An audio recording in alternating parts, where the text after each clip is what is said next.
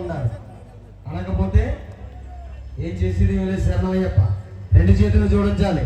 పరమేశ్వరుడికి అపారమైనటువంటి భక్తుడు రావణాసురుడు. తెల్లవారితే 1,000,000 లింగాలకి పూజ చేస్తే కానీ మంచినీళ్ళు కూడా ముట్టేవాడు కాదంటే రావణాసురుడు. పరమేశ్వరుని ఎలాగైనా తను వశం చేసుకోవాలని ఈ రావణాష్టక స్తోత్రం పాడాడట. ఎలా పాడాడో తెలుసా? శివుడు దర్శనం ఇవ్వకపోతే ఆగ్రహంతో తన పేగులు తీసి వీణగా చేసి ఈ రావణాష్టక స్తోత్రం పాడితే కైలాసం నుంచి పరమేశ్వరుడు పరుగుపరుగులు వచ్చాడట. మనకి ఇక్కడ చర్ణమల్లేశ్వర స్వామి ఉన్నాడా? ఆయన కూడా నాడు మీరు పిలిస్తే కైలాసం వరకు ఎందుకు? ఒక్కసారి ఆయనకి వినిపించడం లేదు.